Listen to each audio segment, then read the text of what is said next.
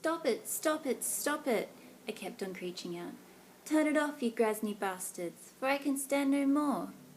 It was the next day, brothers, and I had truly done my best morning and afternoon to play it their way, and sit like a horror show smiling cooperative Malchik in the chair of torture, while they flashed nasty bits of ultraviolence on the screen, my glaziers clipped open to video, my plot and rookas and nogas fixed to the chair so I could not get away. What I was being made to vidi now was not really a vish I would have thought to be too bad before, it being only 3 or 4 Malchiks casting in a shop and filling their carmens with cutter, at the same time feeling about with the creeching starry pitster running the shop, toll-chocking her and letting the red croppy flow. But the throb and like crash, crash, crash in my gulliver, and the wanting to be sick and the terrible dry rasping thirstiness in my rot, all were worse than yesterday. "Oh, I've had enough," I cried. "It's not fair, you vonny sods." And I tried to struggle out of the chair, but it was not possible, me being as good as stuck to it. "First class," screeched out this Dr. Brodsky. "You're doing really well. Just one more and then we're finished."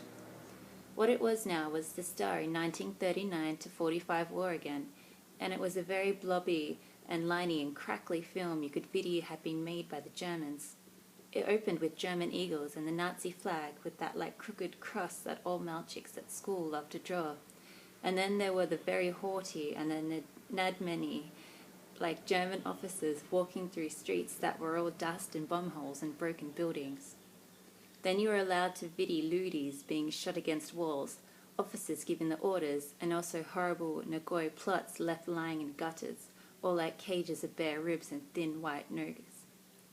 Then there were loodies being dragged off creeching, though not on the soundtrack, my brothers, the only sound being music, and being toll-chocked while they were dragged off. Then I noticed, in all my pain and sickness, what music it was that like crackled and boomed on the soundtrack, and it was Ludwig van, the last movement of the 5th Symphony, and I creeched like a bazoomy at that. "Stop," I creeched, "stop, you Grasny disgusting sods. It's a sin, that's what it is, a filthy, unforgivable sin, you bratschnees." They didn't stop right away, because there was only a minute or 2 more to go. Loodies being beaten up and all croppy. Then more firing squads, then the old Nazi flag and the end. But when the lights came on, this Dr. Brodsky and also Dr. Branham was standing in front of me, and Dr. Brodsky said, "What's all this about sin, eh?" "That," I said, very sick. "Using Ludwig van like that. He did no harm to anyone. Beethoven just wrote music."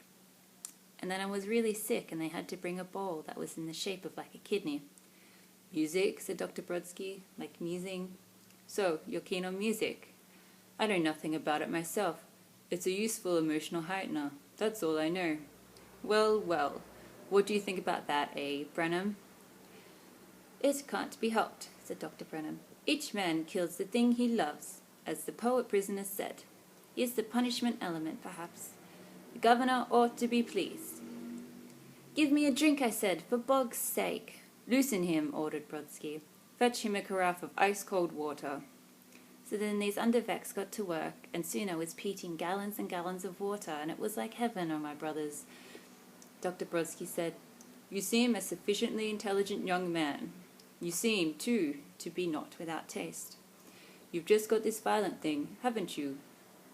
Violence and theft. Theft being an aspect of violence." I didn't go repeat a single slovo, brothers. I was still feeling sick, though getting a malenky bit better now. But it had been a terrible day. "Now then," said Dr. Brodsky, "how do you think this is done? Tell me, what do you think we're doing to you?"